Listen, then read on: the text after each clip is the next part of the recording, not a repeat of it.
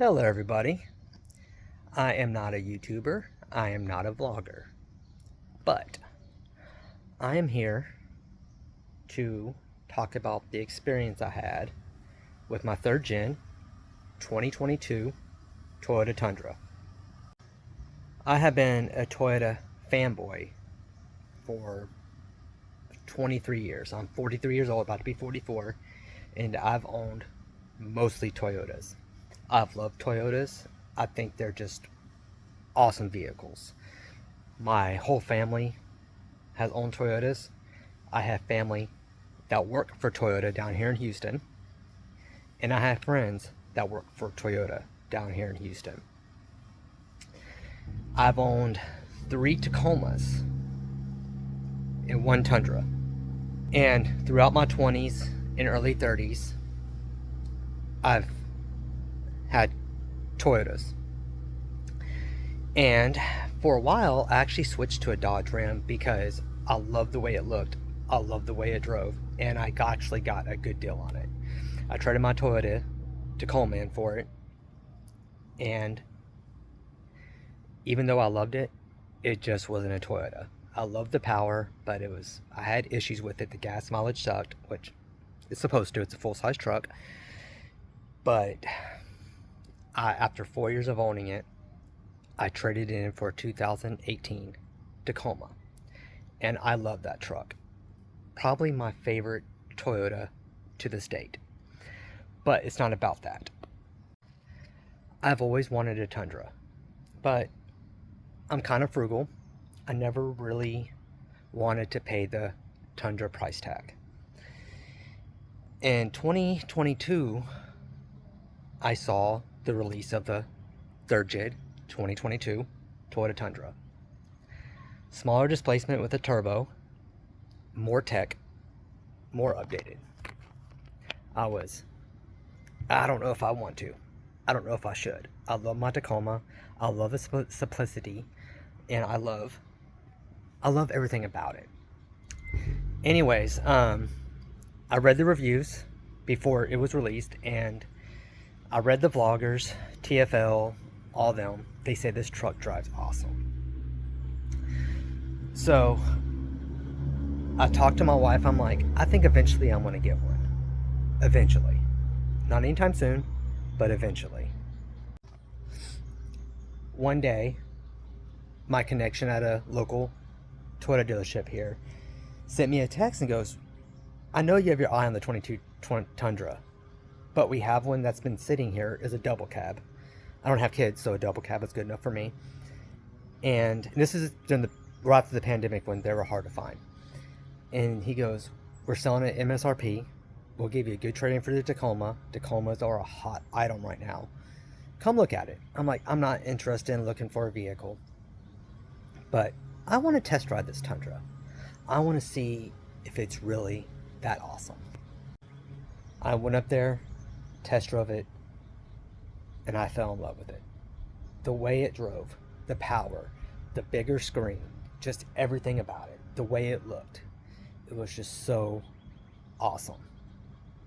So I talked to my wife, and I traded in my 2018 Toyota Tacoma TRD Sport 4x4 for a 2022 Tundra TSS double cab 4x4.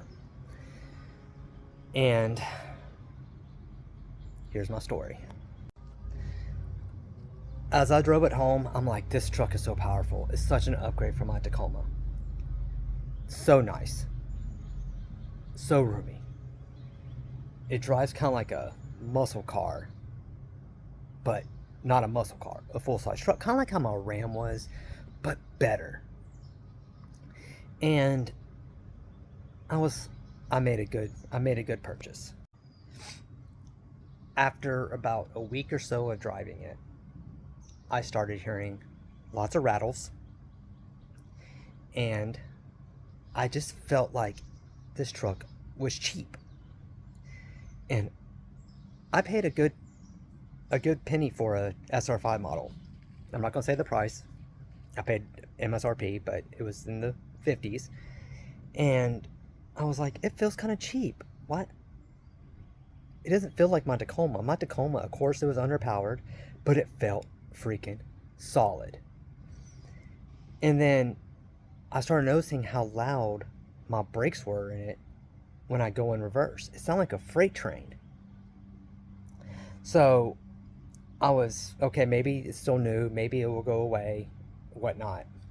But still, I was wondering about the cheap plastics, the wind noise, the hovering sound of through the windows while I'm on the freeway going over 50 miles an hour. It's like a whistle sound, like that's just not quality to me. Anyways, I would go on the Toyota Tundra Facebook groups, and people in there would like defend it. They would say, "Oh, it's just a new truck, blah blah blah." And you're right. It's a new truck, but it's a Toyota. This isn't like Toyota. So, anyways, one day after, I think we had 10,000 miles on the truck. Probably had it. We had it about a year. It was like almost exactly a year to the date. My wife and I were driving back to Houston from Dallas, seeing some family, and a check engine light came on. This is the first road trip in this Tundra, and it said grill shutter malfunction. So we made it home, and I googled it. It said it can block airway from your vehicle, whatnot. It's a technology BS that they have to put in these new vehicles. Anyways, I'm like, oh my god, whatever. So the next day I took it into my local Toyota dealership. They said, okay, we're gonna have your truck for about 2 weeks. We're back ordered on parts. And I'm like, okay, Ronnie, a loaner car. They go, no, we can't give you a loaner car. I'm like, yes. So I called Toyota, and they said, yeah, give them a loaner car. So they had my truck for about 2 weeks. And I was talking to my wife, I'm like, I don't trust this vehicle on long road trips. Not only because of the warranty issue, but how cheap it felt. Like, I would notice if my windows are down, I would hear rattles from the bed, like, just sounding like just cheap.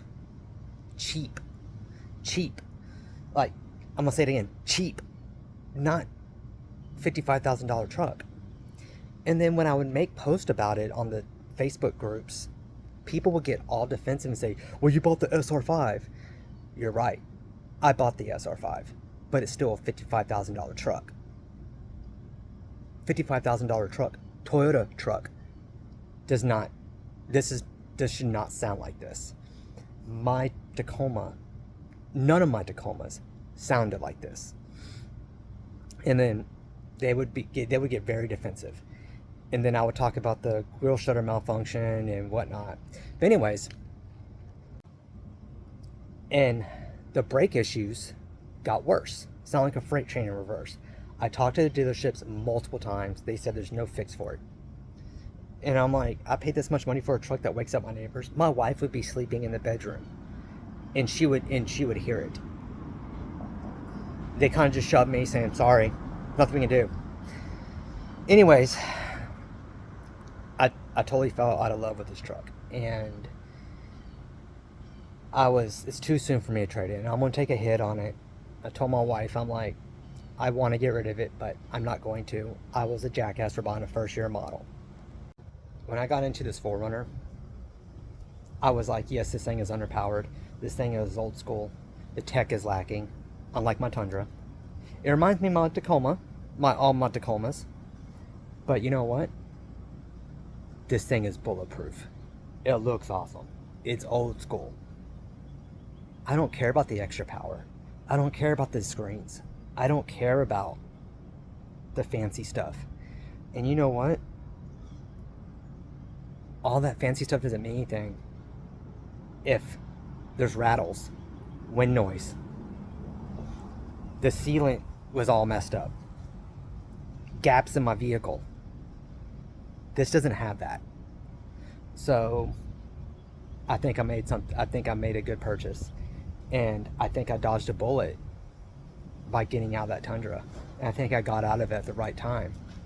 I looked at my Tundra on the dealership. It's still there 3 weeks later. And now they dropped the price, selling it for what they gave me for it as a trade-in. because of the recall. And they can't sell Tundras. They can't sell these new Tundras. You can blame it on the economy all you want, but you can't sell them. And Toyota needs to fix this. They're losing a lot of loyal customers, because eventually, when we're ready to get a new vehicle, my wife a new vehicle, if they don't get rid of their issues, we're going somewhere else. Maybe go Nissan. No, I can't go Nissan. But anyways, thanks for listening to my poorly made video. I'm not a YouTuber. I'm not good at this. I'm not a good editor. So, dogman, you want in the comments. If you're a new Tundra owner and you're a fanboy, don't come at me too hard, because I will come back harder. And I promise you, your truck's not going to last over 100,000 miles. I promise you. I promise you. I'm telling you.